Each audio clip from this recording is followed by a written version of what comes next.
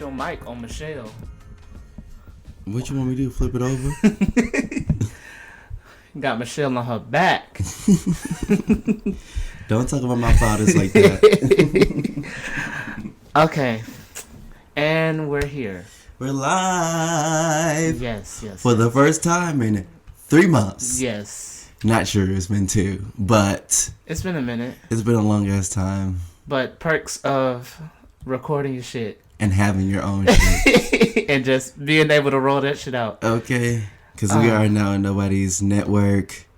This is BGO Entertainment. Honestly. Period. No tampon. No tampon. Heavy flow. Pampers, no pull up. Oh, I need to stop doing that.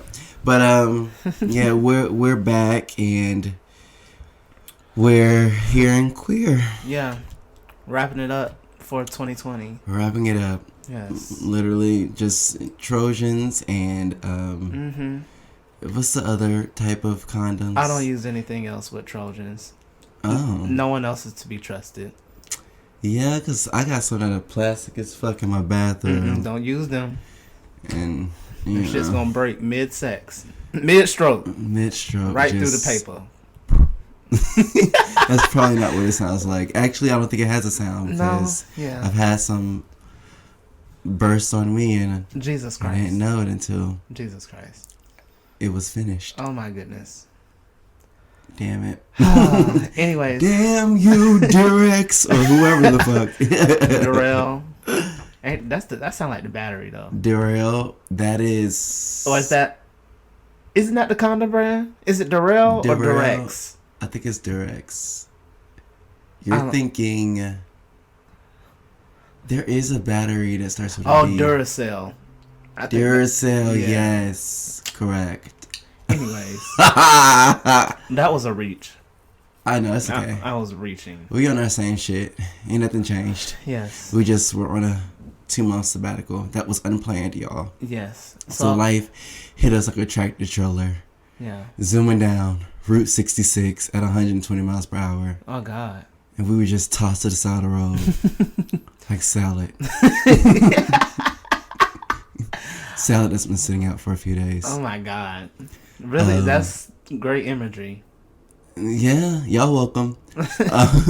But yeah, life has been very interesting for both Sean and I. I've been dealing with the aftermath of my computer being stolen. And then I was sick as fuck for 2 months straight. I got strep twice, and then I got the fucking common cold. Like, really, immune system? You piece of shit. Yeah, fuck you. I'm already vegetarian. I drink kombucha. I do all the nines. Like, literally, and I think I've said this before, the worst thing I do to my body is drink. And I mean, depending on how much I drink, it could literally just be like the thing that my body hates. But I don't eat meat. I stay away from processed things. I don't eat fried foods like that. I drink a lot of water. But I do drink alcohol. Like if the ocean was to fish, alcohol would be to Carlton. Sometimes. Oh, God. I just be swimming in it. But anyway, we're not going to explore that today. But yeah, it's been a lot of shit going on. Stuff with my chorus has been great. We had our holiday concert. And did I ever tell you about it? No. So, I saw pictures. I'm glad people supported you. Oh, yeah, most definitely. Had a great time. So, my chorus, the Atlanta Gamers Chorus, had its 39th annual holiday concert on December 6th at 8 p.m. and December 7th at 1 and 6. And no, I'm not looking at the program. Yes, I am. But it was a great time. We had 3 shows. And it was over like 1,600 people that came out in totality to all the shows, and we performed at this beautiful Episcopalian cathedral in Buckhead called the Cathedral of St. Philip. It was so pretty. The acoustics were outstanding. Like spectacular. I don't think I've ever thinking back on that. I don't think I've ever performed in like a cathedral. I've been in places with nice acoustics, but like the way cathedrals are just built, it's just so resonant. And doing choral music, especially some of them was expressive pieces that were like in different languages, was just awesome. But it was I want to say it was 19 songs in the program, and one of the songs was Russian, another one was half in Hebrew, and the other one was in Latin. And they were journeys. I had to break them hoes down, like, bar by bar, because I can barely speak English, and so my ass was in there really singing Russian, and I was so proud of myself. I was like, I'm not lip syncing, like this is coming out my mouth. Yeah. And so this experience has been great. Like the people that I've met, I can tell that as long as I'm in Atlanta, I'm going to be in this ensemble. And like the people that I've met in this organization are definitely lifelong. And that says a lot coming from me, because I'm not really, I don't bring people into my circle often. But for me to say that, and just to be exposed to so many genuine people, very talented people too. Like these motherfuckers so goddamn talented. Like they just, it's effortless. And so many different backgrounds, so many different upbringings, and for some reason we just all work. Yeah, we do. Especially my sisters in song. But yeah, it's just fun. An organization filled with like attorneys and doctors and nurses and real estate agents and marketers and entertainers. Like it's just such a dynamic group. So it's really been a blessing. But we're getting ready for our second we're kind of on a sabbatical right now, but come I think the second week of January, we're going to start back with rehearsals to get ready for our spring concert, which is called Queens and Queen. And it's a double entendre, because we're a whole bunch of gay people singing like Queen music. So Queens and Queen. And then like the concert also consists of like other queens of music, so like Tina Turner, Whitney Houston, and Dolly Parton. Oh, that'll be dope. Is this one free? No. No, it's ticket. Shit. How much is it? This is ticketed. I don't know. I should know. It sounds like a good concert, though. It's not going to be as much as the holiday concert, though. Okay, yeah. I couldn't do it. Well, I mean, we got a nice little buck with it. I'm sure y'all did. $35 a pop. 45 at the dough. But yeah, it's gonna be cheaper, and they were also gonna perform with this this Queen cover band called Yacht Rock. The last part of their name like escapes me. Schooner. Yacht Rock Schooner. It's weird. Okay. But they're a Queen cover band, and it's funny because they're a cover band for another Queen cover band, and so Yacht Rock Review is like the official Queen cover band. Okay. But because they're always booked and busy, there's a cover band for that cover band. That's very interesting. It's very interesting. But Queen is fucking legendary. I saw Bohemian Rhapsody Friday. Also, that prompted you to watch it? Well, yeah, because we're gearing up to do a lot of marketing collateral and like promotional videos and stuff like that. And so I was trying to like dive into some research and kind of get it firsthand. And I was like, this is a good excuse. Learned so much about Freddie Mercury. I knew he was like on the queer side, but I just didn't know where he fell in the spectrum. But yeah, it was a really good movie. If you haven't seen it, you should. Okay. Well, I don't have shit to do for the next 2 weeks, so I saw it on my Fire Stick, so that's dope. That was it on that. But I'm happy for you. I'm really happy that you like have that group. I think that's really the outlet. Good. It came at a very important time. Because shit was just hitting the fan and I just didn't know what to do. Yeah. And so I've always been the one to kind of use music as a release. Like I did it throughout high school, did it throughout college. But I mean, I work at a place where there's just music happening all the time. Music being created, music being performed. And I'm like, I'm tired of not doing it. Like I need to find a place where I can do it again. And then it helps even more that they're all like gay too. Like not everybody in the ensemble is gay. but it's a lot of gay people in there, and the conversations we have, like, I just don't feel so estranged. Yeah. Cause like I feel like when I'm around people who aren't necessarily musically inclined, like some of my friends who don't really dive into shit like that, I feel like an outlier. Cause I like to burst out in song, and literally meeting them, people who too like to burst out in song, it's just been a great experience. But here I am. Yeah. Just making it. Yes. How about you, Sean? What you been up to? Child. I know.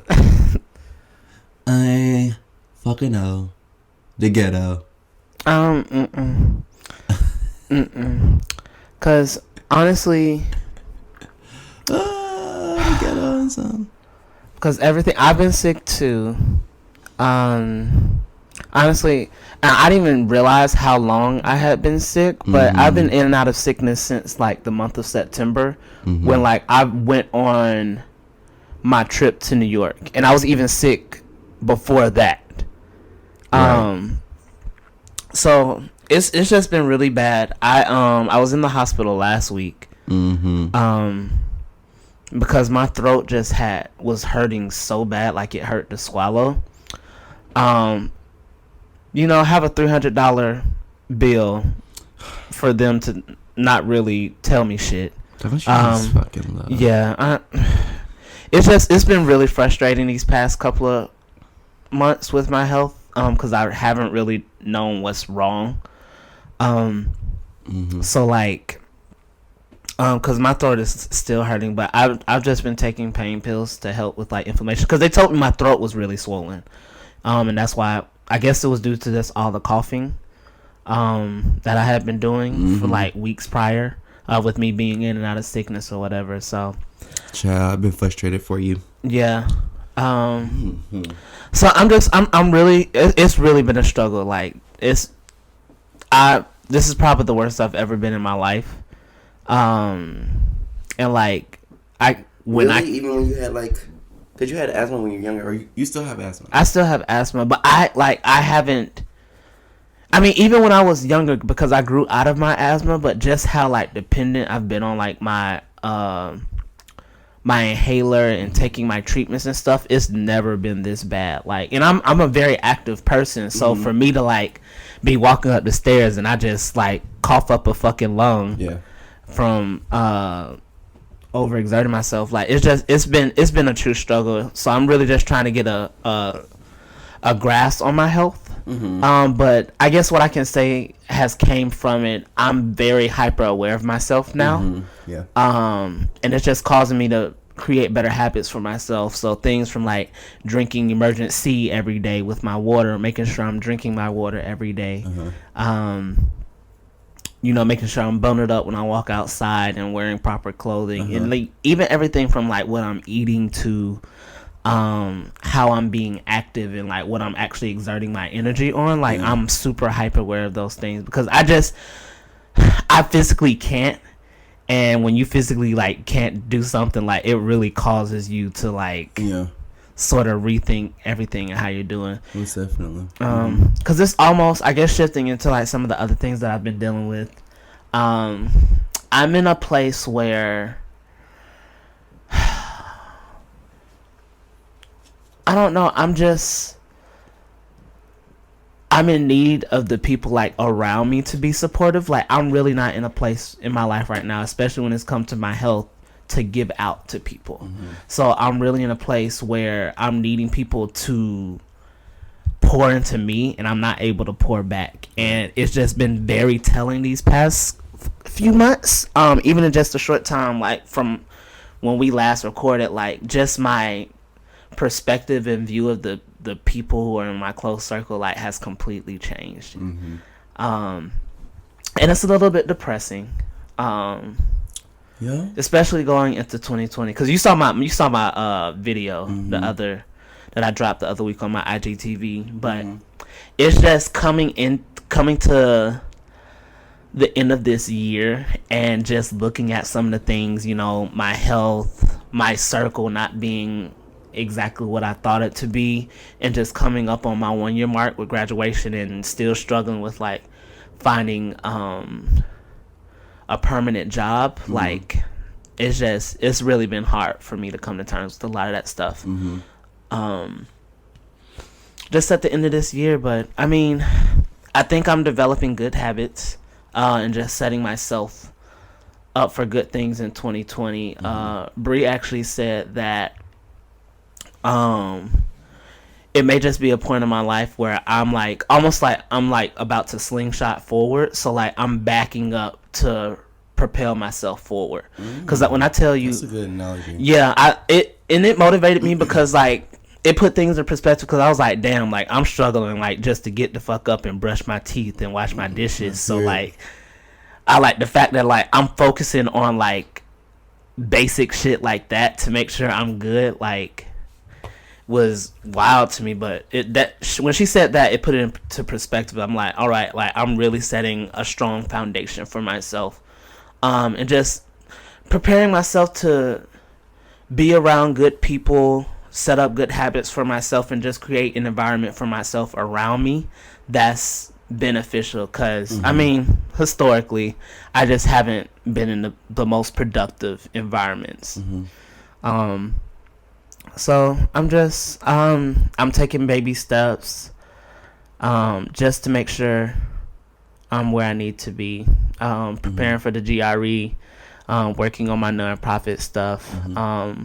Had 3 interviews in the past 2 weeks. So I think they all went pretty good. One of them was a little shaky, but it probably wasn't as bad as I thought, because I thought the Skype interview for the one that I thought was shaky, I thought that was shaky. So, obviously I did better than what I thought. They brought me in for an on-campus interview. So, hopefully some of these positions work out. I don't know. I feel like, honestly, I just feel like devil is trying to fuck out of me right now in all aspects of my life. And yeah, fuck him. Whatever the fuck. But I think it's just because I'm on the verge of something great in 2020. So a permanent job, good health, and like fruitful opportunities in 2020. Like because the fact that I don't know what next year is going to look like something has to be in the works. Because I have no clue. Like I have no clue where I'm going to be working. What grad school is going to be looking like. Like, I have no clue on anything. So, I'm just, I'm chopping it up to the devil's just trying to knock me down right now.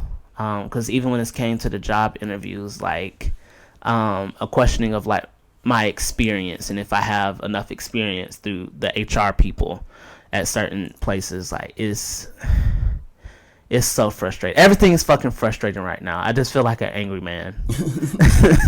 And it's as simple as that. Yes, I'm an angry man. An angry fucking man. And I had another blow up episode last night. I cussed the man out at Waffle House. Do not cross Sean. I don't know what has been going on, bro. But when I just have like this fucking attitude now, like, do not get on my wrong side, like, and do like some bullshit, because I just go off. Granted, the Waffle House man last night, he did not deserve it, because it was aggression that was at the table already, and he came up, he was doing his job, and I yelled at him for doing his job. So I'll chop it up to me last night. Chop it up to me, bruh. Cause he only reason he came onto the table because he was like, hey, you know, like, there's other people in the restaurant, because I had my voice had gotten loud. Come on. From talking at the table. He was basically just trying to tell me to lower my voice or whatever, and I went left from there, and I said, fuck all these I don't give a fuck about the people in this motherfucking restaurant. It's fucking Waffle House. Like, everybody be screaming at each other. Yeah, but mine was unwarranted because it was like 3:00 in the morning, and yeah, it wasn't good. So one of my sisters grabbed me, and I was like, fuck everything, and I took my to-go plate and stole the ketchup bottle and walked out. And the fact that you had that ketchup bottle right next to you when we FaceTime earlier, bruh, had me weak. I was so angry. And they just put that ketchup bottle out. I know they did. It was full. That was a full ketchup bottle. Well, But I'm trying to get it together, and just honestly taking it back to like just some very fundamental things with me. But yeah, I mean, I'm here. I'm alive. 2020, I believe, is going to be a really good year for everybody. So if you're listening, it's going to be a great year. Look, just come on. because, like, this year just been bullshit, bruh. And I mean, like, okay, so as corny as this shit sounds, you know, like 2020 vision, right? That this year has never happened ever. Yeah. Like, ever. And so, well, I guess there may have been a 2020 BC, but anyway, like 2020 vision, like, it only makes sense that things line up. Mm-hmm. You know what I'm saying? Like, we finally got Trump's ass impeached, and so we're gonna hope that the justices do what they're follow the supposed to fuck do. through. But I mean, at the same time, they don't because Pence. But you know, if they don't do it, and I'm not gonna be, anyway. So that's happening. Things are looking up. You know what I'm saying? Like, I feel like the morale of society is kind of starting to shift a little bit. Mm-hmm. And we're doing a little bit of a better job at holding certain people accountable for certain things. And then on top of that, I was having a conversation because I went to LA to visit. Oh, how was your trip? Friend. Oh, it was a great time. It was a great time. I enjoyed every second of it, and I'm so proud of Kiana and everything that she's doing. Mm-hmm. She's putting herself in some really good places, surrounding herself around people who just want to see her do amazing things. Mm-hmm. And I know she's loving up on them, because literally when I showed up, everybody was like, Carlton, you know, giving me like a lot of love too. Yeah. And you know, for me, I feel like when you love people, mm-hmm. and you're a genuine person, like how you and Kia are, when you bring other people that you love around those other people, mm-hmm. it's almost as if it's instant. It's an instant connection, you know what I'm saying? Yeah. And so everybody that Kiana brought me around, I was able to like explore some very candid conversation with, and have some huge takeaways. Mm-hmm. And one girl that I had a conversation with at her birthday dinner was basically talking about her journey post-graduation, and mm-hmm. she's been out of school for about 3 years now, and she was like, you know, and I'm still trying to figure out my way. Note, she works in management, like she does talent management, and one of her clients right now is Michelle Williams. Okay. And so on, I'm Michelle. Like, girl, you sound like you're doing it. And she's like, well, I'm still trying to find my footing, right? Like the Michelle Williams? The Michelle Williams. Oh, wow. Yeah. And so she was like, I'm still trying to find my footing. And I had that conversation with a lot of people while I was out there, how they were all still trying to find their footing. And just really, I mean, as ambitious people, we're always going to feel like we could be doing a little bit more, right? And so it's just important that when we're going through these processes, that we stay motivated in whatever way that is, and to remind ourselves that better is coming. Mm-hmm. You know, so that's a good headspace to be in going into 2020, that something promising is going to come out of the struggle. Because 2019 has been a very odd year. Yeah, I think it's funny that you talk about the like the climate of like society, because I think that has just been one of the things that's really pressing on me right now. Mm-hmm. And why I feel the way that I do, and probably why I'm exploding on people. Mm-hmm. And I don't know, I just feel like the weight of the world is just like coming on me right now. Mm-hmm. And I'm just trying to push it the fuck off. Yeah. Cause I don't have it. Like, I don't have it. I don't know. But I guess that's a great segue. I was just thinking that. Into what we want to talk about today, mm-hmm. because, not that all of my explosions have been focused around this, but, and y'all, the conversation may sort of jump today, because this is going to be like us wrapping up everything. Yep. And yep. Child, this tea from Chipotle actually slapped. The lemonade is good. It's good. It's off, but it's good. It's different. How is it off? Because it's not. It's not pure cane sugar processed. Yeah, it's not. It ain't sweet. It's like a natural sweet. And I think they put turmeric in it too, so it has like those whatever botanical properties. Yeah. But I've been feeling, and I guess I'll continue. I've just been feeling like this pressure of society and like the people around me expecting me to be okay. And I think I've had enough. Like, cause the conversation last night, where I can't even remember because I was drunk. I can't even remember it till its full extent, but we were basically talking about like being inclusive of like people of like my sexual orientation and people of the LGBTQIA plus community or whatever, and like they had made a joke. They were joking, but it made me blow up because I'm like, you don't understand what it feels like to exist as a black, gay, or bisexual male, or anybody else on the spectrum. Like, you really don't truly understand. And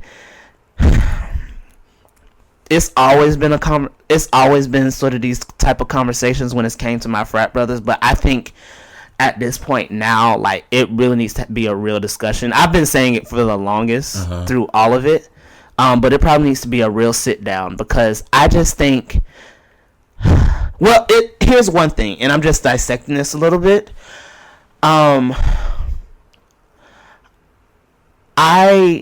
feel like, and I guess it goes back to like an evaluation of like my close friends and like circle, but I feel like the people around me, like including blue and white family, like they don't view me the same way that I view them. And I mean that in the sense of the people in my close circle are my family. Because outside of my mom, my sister, my brother, and my grandmother, the people who are those are my support. Like, these are like fundamental people in my life. So unfortunately, the outlook, and I've just seen it just due to like how people have responded to me when it came to like me being sick, me being in hospital, me needing help. I'm second to whatever they have, which is fair. I mean, because people have their family, people have good relationships with their family, but at the same time, like, I treat you like that. So the fact that I'm not getting it back, and going back to some of the things that we talked about in our last episode with toxic relationships, like, that stuff just isn't good for me. And I just need that support, like everybody does. And I don't like feeling second rate to people. So going back to the topic at hand and just existing, like, I'm tired of just censoring myself. I'm tired of just people not understanding that I don't have the same privileges as you. I'm so tired of that. And when I'm having conversations with the people around me and my brothers of, I want to talk about the full extent of myself. I want to talk about sucking dick. You know, I want to talk about sexual things with my partners. I want to talk about the relationship things that I go through when it comes to being a bisexual male. Like, I want to share every part of myself. And granted, you can never share every part of yourself with everybody, because that's not how life works. It's not meant to be. Some people just aren't able to do certain things. But the fact that there's a environment where I don't feel like I can, and I get feedback from certain conversations of, I don't want to hear that. Right. I don't want to hear that. I'm sorry. Like, that, it just puts me in a horrible space, and it just hasn't helped me in where I am now. And I think it's just actually pushed me to where I am now. Like, I just don't feel like,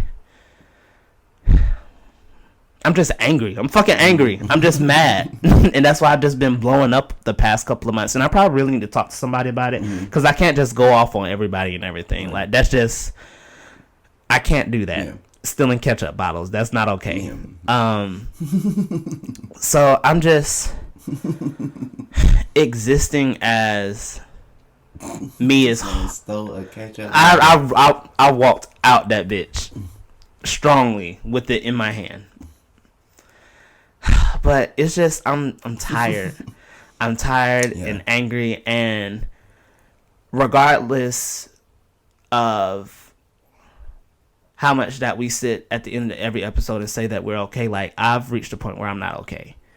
And I'm ready to be okay. Like I'm trying to make steps to move towards that, and just feeling good about my existence, because I just don't feel good. Like I feel like I'm not loved the way that I'm supposed to be by the people around me. Like it's just I don't know. Yeah, things get. I mean, it's okay not to be okay, because things really get to a point where it's just like I feel like as we really need to normalize just how normal it is to be uncomfortable, especially when we're dealing with new phases of our lives.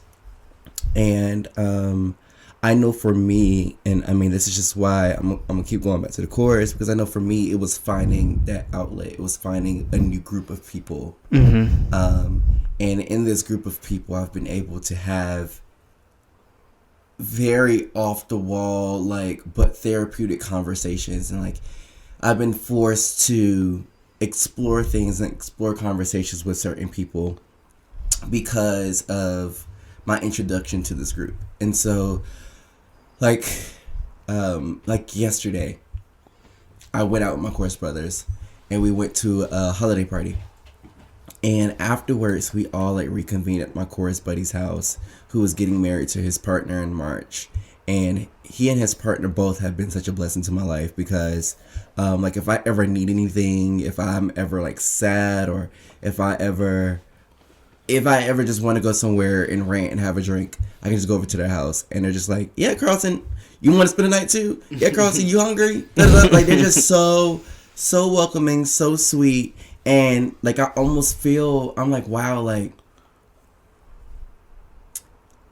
I just met these people, but I feel like they're family. Yeah. Right? And so sometimes you really do have to go about not necessarily removing yourself, but exposing yourself to new types of people and intentionally putting yourself in spaces where you're going to be received. Yeah. Because I know for me, when it came to my musical outlets, I was tired of feeling like I couldn't 100% be myself. Because I was like, my background with singing is gospel choirs. And I was like, well, I don't really go to church, and I don't want to have to start going to church just so I can be involved in their music ministry. And so I was like, I want to find an outlet. I just don't know where that would be. And I want a place that I can grow, and feel like I'm doing something for something larger than myself. And so the chorus ended up coming around, and I was like, oh shit. And it's been such a blessing, like such a blessing. And like, we were just fucking performing at the Fox, and like, it was so rewarding just being up, singing music, and just having fun with my chorus brothers.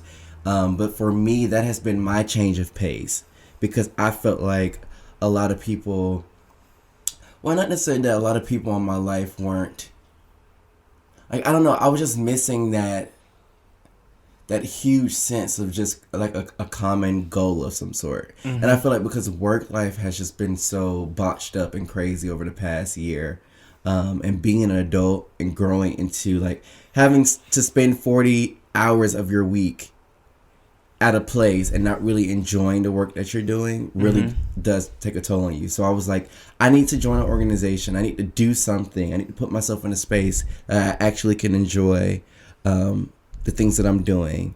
And I don't know. It's just, that's been my release. Because I've had my fair share of burdens and frustrations and just having to deal with so many different feelings, whether it be like feelings of neglect from people who I've grown intimate with, to feelings with like certain family members, and things like that. But it definitely is a process. But I think the biggest thing is acknowledging that it's okay not to be okay, and just to grow and exist through that. And I feel like it's so much easier said than done. Because when you're feeling it and it's hitting you in the face, it's like, fuck all this shit. Yeah. I don't want to do nothing but soak in my bed. Lay in my fucking bed and not get up. But it's been times where I've done that. And then I lay there and I'm like, bitch, I'm bored. This is not what I'm supposed to be doing. I need to get up. I need to do something. I need to clean the house. I need to brush my teeth. I need to wipe my ass. I need to do something that could eventually lead to another step toward where I'm supposed to be going. Because laying in the bed is not my calling. Yeah. You know? And same for you, Sean. It's not your calling. Just sit down and just be like, fuck it. We have too much to offer. And I think through it all, we're very young. And I think we're doing good with the resources and the tools that we've been given. Yeah. I'm just bothered as a whole. Because, like, there's just... Like, on top of this... that and what I experienced, like, on a me level, like, there's just so much shit that's just going on that just has me frustrated and bothered. Like, everything from, like, President Trump and the bullshit that he's been putting us through. And honestly, I've been, because I sat and watched Malcolm X the other day, and, like, that just really woke me up to, like, a lot of the shit that's still happening with white supremacy and religion and all kind of shit. Like, I'm just bothered by the shit that is going on, I guess, a national, just a national scale in, like, society. Like, I'm just bothered. And it's just hard to fucking exist. I can never fucking talk. It's just hard to fucking exist right now. Like, you got fucking Kim Kardashian ass doing what the fuck. I don't know. I'm tired. I'm so tired. That is a whole different, like, thing to unpack. First off, and we're gonna do a slight derailment. Right. That bitch knew what the fuck, and I'm frustrated with the creative director too, and then they turned around. What was this for? It was for 7 Hollywood. It was for a magazine publication. Okay. But I'm like, bitch, I'm so what did you say the other day? I thought she was a black woman. I saw that picture, and I was like, oh, she's pretty, you know? And then I looked at it again, and I was like, wow, she's, like, really pretty. I'm like, who is this, like, Miss Globe? Like, she black too? And so I was just taken aback. And then something told me to look at it a third time. And I looked at the bottom, and it said Kim Kardashian West. I said, that is, no. This is blackface. She looks like a black woman. And I felt so bad, because I'm like, this plastic manufactured ass bitch. No. Like, no. And progressively, Kim's skin has gotten darker. Like, and like she's been quoted saying that when North was born, that she was going to start tanning so that they could be like similar colors. And I was like, your daughter's black, bitch. You're not. You're not black at all. A little ethnic, not ethnic. What word am I looking for? Shit. Anyway, a little culturally different because she got like Armenian blood or some shit like that. But I'm like, you're not black, baby. You exist in white America, and like I was saying, I guess that's what happens when your husband is best friend with a man that looked like somebody blew Cheeto dust in his face. Like literally blew it because his hair be pushed back and his face is very, very orange. And so words cannot explain my frustration because I feel like we've gone. It's just so crazy because we progress so far. That's what I'm so I'm just frustrated like as a whole with everything because I'm like, how do we give women the rights to vote? How do we, start putting clauses and shit, don't discriminate based on race, sexual orientation, when it comes to organizations, when it comes to jobs, when it comes to careers. Like, we've came so far, but yet we're still, like, shit like this is still happening, bruh. People still got on their shit glasses. I'm like, how the fuck don't you see that this just does not work? Yes, she is married to Black Dick. But she, ma'am, sir, it is not black. And the funniest shit in the Malcolm X movie, a white woman had came up to him and was like, "Oh my gosh, I love your cause. Da da da da da. What can I understand the privileges that are associated with me. What can I do to help further your cause and to help your people?" He said, "Absolutely nothing." Nothing at all.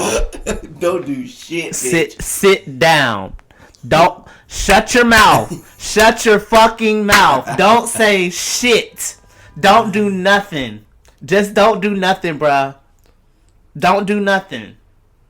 I'm screaming. He said absolutely absolutely nothing. I believe that white people who want to advocate for black folks should do so by talking to their white peers. After that, do absolutely nothing. Literally practice what you preach and tell people when they're wrong. Because, like, I don't necessarily agree with white folks not doing anything. Right. But definitely, like, nip the butt. Because you have a voice. You can say things that people that don't identify as you can't. Right? And so, yeah, this is all over the place. Because now I'm about to bring up Dwayne Wade. But he, speaking so eloquently about his son, coming from him, a straight black man, yeah, means the world.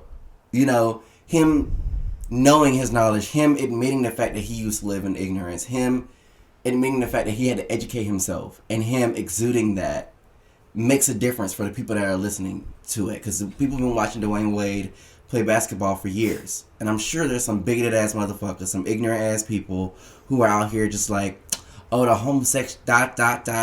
But he's just like, no, I'm here to educate, I'm here to let y'all know, and I'm here to validate my son's existence, and that's done on that. And so, as a white person, and you know, I just love when people are just like, well, you can't line up racism with sexuality. With this, with that. The fuck you can. You fucking can. It's the same you shit, fucking bro. can. Because, bitch, the same thing can be transferred with white folks talking about their privilege with one another, being in their spaces, and it sounding or coming off a little different, or it becomes normal. It becomes them speaking about it, you know? And it's not necessarily, what am I trying to hit at? It's not rooted in trying to prove anybody wrong. It's just, it is what it is. Treat people like fucking human beings. Yeah, and I think during that time when he made that statement, it was more detrimental for them to do something, just due to the climate. Right, most definitely, because that was it was very But I mean, I understand it in the sense of just bringing it back to my situation. It's because obviously I don't want you to like just sit there and not do nothing. Obviously, right. But I want the intent to do better, because I just feel like it's just very passive, and it's like, oh yeah, Sean, you could talk to me about that. Oh yeah, you could do that. It's not intentional, and I want it to be normalized where the types of conversations that I have about myself are conversations that we can have all the time. Because I hear them say consistently, I hear a lot of the straight people who exist around me say, Sean, you could talk to me about this stuff. You could talk to me about this stuff. You could talk to me about this stuff. But when I talk about it, it's the reactions, people's microaggressions come out. Oh, yeah. And I can't sit there and be okay with that. Like, I'm tired of existing like that. So I'm happy for Dwayne Wade and him making that statements, because I feel like it needs to be more people like that, and I want more people like that in my circle who advocate, because I mean, and it's not anybody. I don't know. I guess this is sort of controversial, but I just feel like it's almost the person who has the more privilege in the situation to advocate for the minority person in the situation. I agree. I'm not saying that they have to, but I think it's a responsibility. So I just hate the very passive nature of my brother sometimes when it comes to having a inclusive environment for me. I'm tired of it, and it's like no one, like, I can sit there and be like, hey guys, we need to have a conversation about my sexual orientation existing in this circle. It's completely different when it comes from them. Hey Sean, how can we be better? How can we be inclusive? It's nobody has actively taken those reins, and it's just, I think that's why I'm bothered and frustrated. Yeah, I get that, because I definitely champion for people who can't necessarily speak for themselves. Because I've had conversations with individuals about like our trans brothers and sisters, and like straight people who just don't understand how they want to be identified. And my biggest thing is, when I talk to these people, because I grow offended, because I'm like, it's not for you to understand, baby, because life is very complicated. And just because this doesn't fall within your realm of complications and complexity doesn't mean that it's not valid, right? And so when I'm having those conversations with them, and it really does take people who don't necessarily identify to say certain things to certain folks, just because it kind of puts them in a different headspace when it's coming from somebody that they can relate to. Does that make sense? Yes. And so, opposed to he's always bitching about this. Right, stuff. exactly. So it's very important, and your point is extremely valid, because I don't like when people say ignorant shit, especially if I know what they're saying is ignorant as fuck. Like, what was the conversation we were having? I think it was like a conversation about pronouns, and people being so confused about what pronouns to use and things like that. I'm like, it's nothing to be confused about. If somebody corrects you and say this is how they want to be identified, you respect that. It's literally a matter of you respecting somebody. Right. Now, if they don't correct you, literally there's nothing to be confused about. Right. But if they take the time to correct you, you need to correct yourself. Yes. It's as simple as this. I don't think that's complicated. You know? Like, somebody has taken the time to really do some soul searching and figure out who they are and how they want to be identified and how they want to be perceived. Respect that. But it does take being in places where people are receptive to you clocking them. And I think when it comes to a lot of straight spaces, people are so afraid of being politically correct, or whatever they believe to be politically correct, because they don't want to be the outlier, or they don't want to make things awkward. And I'm like, well, my existence already is strange, so I don't mind making it a little bit more stranger by putting in your place. Because I don't really give a fuck anymore, especially after I joined this damn chorus. This told the world that I was gay. So I don't care what nobody has to say about it. And like, it's something empowering just in general, by being able to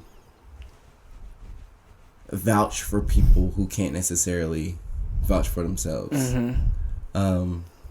And what I mean by empowering, I don't necessarily mean like it makes you better, or like I don't mean it to be like self-motivated or anything like that, but it really does put you in other people's shoes. And then you just realize more and more that people are fucking human, you know? Yeah. And I mean, I guess I can do just taking, I guess, a piece from Dwayne Wade of educating people more.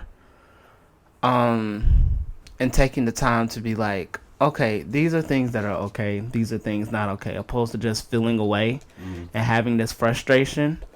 But the reason I tend not to talk is because I just genuinely don't think people are going to change. Right. And I'm a person of observation. If I see certain actions, if I see there's a consistent, you don't really give a fuck, I'm not going to address it, because I'm tired of wasting my energy on things that can't be changed. And I just rather move the fuck on. But I mean, I can do a better job of, I guess, reaching out and really, I guess, expressing how I feel, because I just don't. Right now, I don't say anything to anybody. I just shrug it off.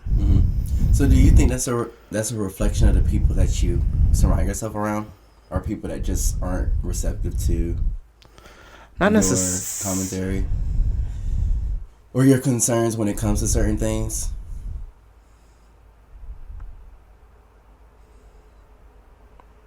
Yeah. I had to think about it. I was about to say yes and no, but yeah. Yeah, I mean, that's why it's just so important for you to put yourself in certain spaces. Because I know you and I have different ways of addressing dealing with people. Yes. And dealing with people. Because I won't surround myself around anybody that makes me feel uncomfortable for existing. And I know your situation is a little bit different, but I mean, but it's just getting to the point where it can't be different, because it's just not beneficial anymore. I mean, period. It's I really hate to see it. I really do. Okay. But it's not beneficial anymore. And I never saw myself as a person who like ciphers himself off from people, but just due to my mental well-being now, like I can't continue feeling like I don't belong. It makes a difference. I can't. I mean, last episode talked about cutting the motherfuckers off. And I mean, you don't have to. It's just certain things you have to do for your well-being, even if it's just you falling back a little bit. Because I have some people that I really, really love and care about, but we just don't see eye to eye all the time. And it's not that I don't want to be around them, but I don't want to be around them. You know what I'm saying? It's like, I love you, I'm going to love you from a distance. Yeah. Because the things that I want to talk about, you're going to have something to say. And I know that what I'm talking about is valid, so I'm going to surround myself around people who are going to be receptive to it, as opposed to you saying whatever the fuck you're going to say, and then me wanting to punch you because of it. Yeah. And I think, honestly, I just have to do a better job of being unapologetically me. Yeah. Especially when it comes to my sexuality, because I think I've said it before, but I always adjust myself for the comfort of other people. And I think it's just getting to a point now where I don't need to do that. I mean, I never needed to do that, but fuck that shit. Take me as I am. I don't know, and it's funny because, like, even just bringing it back to, like, the podcast, like, I was so nervous, like, because Black, Gay, and Okay, that is a platform, and that is a statement, strong statement. There is no interpretation around. That is very direct. And I've always been one to, like, sort of float around my sexuality when it comes to talking with people. Once again, going back to making people feel comfortable. But this podcast has, like, Sean, you identify. You like dick. and you're telling people you like dick. But it's sort of, and I think that's why I'm having these blow ups now, because it has just made me like, no, I'm not going to stand for like people's bullshit and people's ignorance. Right. Because it's just, I'm allowed to exist this way. I'm allowed to. And it's like you said, it's bullshit and ignorance. It deserves to be corrected. Because nothing about us is invalid. Nothing about us is made up. We exist as we are, naturally. Can't change our blackness, can't change our queerness, can't change anything. And I feel like though we've progressed so much as a society, we still have some ways to go. Because I think when people realize that coexisting is okay, then the world is going to be such a better place. Like, you don't have to have money to be well off. Like, there are people in other countries who don't have a quarter of what we have, you know, in America, and they're just as happy as all get out. It's really just a matter of understanding yourself and understanding that other people are going to be different, and it's okay. Because, I mean, that's just been my biggest thing, is surrounding myself around people who are going to accept me in all ways. And letting people that I care about know that this is me and this is what you're going to get. Because for the longest, I don't want to say I was ashamed of who I was. I just didn't know. I just didn't feel valid. You know, and now I've gotten to the point where I'm just like, I can provide for myself. I can do things myself, and the things that I'm doing are good things. You know, what am I trying to say? Like, the things that I do are good, and you have to be a terrible person to think otherwise, essentially. And if you think otherwise, you can kiss the blackest part of my gay ass. Of my booty hole. That's that. So, you just gotta live. You just gotta live for you. Yeah. That is the biggest thing. I mean, these past 2 months being as slow and dragged out and traumatizing and just exhausting. It's been crazy. As they are or crazy. Have been. It's just shown me that I have to keep going. I have to keep going. Sometimes I gotta cry to do it. Sometimes I gotta bust a nut to do it. Sometimes I gotta eat fried food, and sometimes I gotta go to sleep and try again tomorrow. Like, but you gotta keep going. Yeah. And give yourself something to look forward to. Like, I'm really excited for our trip to Coachella. Oh yes. Frank Ocean is gonna be headlining. I'm tired of them taking the fucking $65 out of my fucking account. Well, it's done. They just did the last one. I know. So, our ticket is paid for. Broke as hell. Broke as fuck. Yeah, I mean. Yeah. That's a very interesting place to be in. Broke. Yeah. Black, broken, okay. Look. Jesus Christ. Yes. Child. Well, I mean, where we at? I mean, we're good. I mean, how are you? I guess just looking back, I touched on it a little bit, but just looking back, just over all of our episodes, and even from the early stages of us establishing our name and what this podcast would be about, like, how are you feeling about everything? So this has been a journey. 2019 as a whole has just been so strange. The ghetto. And 2019 is done for me. I mean, it was done 2 weeks ago. Literally. And so when we started like the concept and we're having the initial conversations about what we were going to do, it seemed so far-fetched. And I was really excited to get like the branding done and to figure out our logo and our look and how everything was going to look and everything. And we kind of like had a second where we struggled with how the structure of the show was going to be. But this show, this podcast, this project has been a reflection of just everything that we've talked about today, or at least me. Yeah. As far as just fuck, Carlton. What were you trying to say? As far as just letting it happen and just rolling with the punches. Mm-hmm. I think it's been very successful. I think people have been receptive to it. Yeah. And I know for a fact that it puts a smile on a lot of people's faces. Mm-hmm. And so to know that that was our original intent and that we're doing it makes me feel great.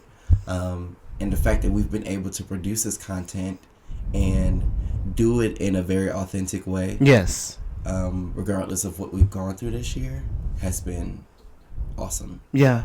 And so I think the biggest thing I want for us, and as we transition to season 2, because y'all, this is the last episode for the season. We did it. Yes. But 11 strong. that was so extra. But 11 inches. like That'll do some damage. Okay. That'll do it. But we've really persevered and we've really just did our damn thing. Yeah. Like we just sat our asses in front of some mics and started talking and just being us. Yeah. Because literally, Sean, like if we weren't having these conversations in front of these mics, we'd just be having them over FaceTime. Yes. And that's on period. So you're getting us as candid and as impromptu. I think you said that the first episode. I probably did because it's true. It's authentic. Yeah. And I didn't have to think about it. So you get us as you get us, bitch. And if you don't like it, click the fuck off. Yes. If you do like it, great. Can share it with lick other people my who left probably will nutsack. like it. And and suck it. yeah, it's been great. I think I'm also really proud of us for pushing through. Yeah. Because things have gotten really rocky. Mm-hmm. In our personal lives, and so just looping back, I feel like I'm speaking like in circles, but No, you're good. yeah, just I'm proud of it. I'm proud of our progression. I'm proud of the guests that we've had on the show. Mm-hmm. I am proud of us making it through 2019 and us going into 2020 very hopeful. And yeah, that's me. How about yourself? How you feeling? A lot of things, ditto. For myself, I'm very proud of myself because, like I was saying earlier, like I put myself out there, and for once, I wasn't tiptoeing around about not only my sexuality but just everything that I felt. With how society is today, like through every episode, like I was the realest Sean, like ever, and I think it has just conditioned me and just rolled over into like how I deal with like my real life. Like this is me, this is how I feel, I'm going to express how I feel. And it's created a safe space for me, honestly, which is what we wanted. We wanted this to be a safe space. Honestly, I'm happy that I'm here, and I get extremely happy when I'm here with you, and it's just, I don't know, I think definitely for 2020 I need to push myself out of the funk and just out of the fuckery that sort of keeps me from being in this space. Yeah. Because it's such a good space, and literally it feels like so much, getting out of my bed, driving 30 minutes, setting up the mics, all this stuff. Like it feels like so much, but it is so worth it once we get into it. And that playback, yes, the audio's been exported, like, oh my god, it's just worth it. And like just to see that final outcome, and like people reposting and commenting, and just giving you these accolades. It's and the just support has been yes, like thank you guys so much. Like zing. it's been good. It's been good. Amazing. Y'all should see Carlton's face right now. It's been so good. Like I love the shit out of y'all, because literally this has been a release. Yes. Like it's intent. So we've been staying very true to the reason why we started this shit and started working toward it in February. Yeah. So it's crazy to think that it'll be a year in February since our thought process, our baby started fertilizing and stuff and growing. Yeah. It's crazy. Yeah. But overall, I feel good. Good. A lot of growth. Yes. And a lot more growth to do. Yeah, a lot more growing to do. Shit, I just put this Carmex on my fucking... Not on my lip. Lord. I put it under my fucking lip. Lord. But yeah, season 2 is gonna be... Epic. Great. Y'all not ready for this shit. Epic. Y'all not ready for this shit. I don't think Sean and I are even ready for it. No. But like we said, 2020 is gonna be grand. Yes. So, be on the lookout. We just sound so tired. We sound like we've been just abused. I mean, yeah. Yes. Last night I got really drunk too, so I've been like kind of out of mellow. Yeah. All day trying to get my life together because I gotta go to work tomorrow. I don't. Yeah. Yeah, I'll be at the office tomorrow. I'm also going to America's Best to get a new, what's it called? Prescription. Because I want some contacts. Okay. Because I bet you're trying to look fly for the new year. Okay, come on. Period. I'm going to a Chrome party. And I already have my outfit picked out on Amazon. I just have to buy it. It's gonna be really cute. I may sit on my couch and eat Chinese food. That sounds grand. And beat my meat. Bitch, that sounds grand too. That's a nice climax to the new year. 3, 2. I had some really good. I don't know if it was vegan. It probably wasn't. But I had some really good soy chicken the other week from this Chinese restaurant across the street from Midtown Moon. It was so good. I haven't had Chinese as good since I went vegetarian. Yeah. I was proud of it. It's hard out here. I just hope it was soy chicken. And I'm just not saying it's soy chicken. I'm going to go to Cumberland Mall because, that's the ghetto now. The Chinese food hits different since, the gun went off. Since they were shooting over there. Yep. Y'all done took. Is Cumberland a Simon Mall? I think so. It's one. It has an Apple store. So an Apples and a Windows store. A store hit different if we got an Apple store. Or a mall hit different if it got an Apple store. Yes. Oh my God! And they was shooting up in the food court. I mean, the food court is a food court. The ghetto. Now, Ponce City Market was like, we're not calling this a food court. We're calling it a food hall. Whatever. So act a certain way if you want to. Ponce City, they Aggie out there. They are Aggie. Overpriced food in small portions. And white kids touching butts. And and those like specialty boutiques that are overpriced too. Yes. It's nice to look at though. Lovely aesthetic. Yeah, very lovely aesthetic. I love his connection to the Beltline. Yeah.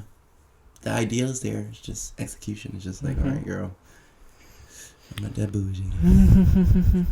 But okay, well, this about wraps up our final episode of our first season. Woo! Season 1 done. Season 1 and done.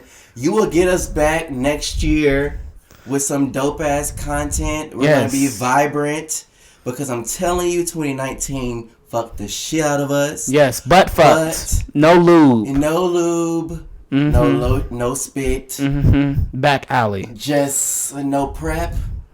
No fleet. Nothing. Nothing. Right up it. just write up and 11 inches, 11 episodes. 11 episodes, 11 inches, 365 days of bullshit. Yes.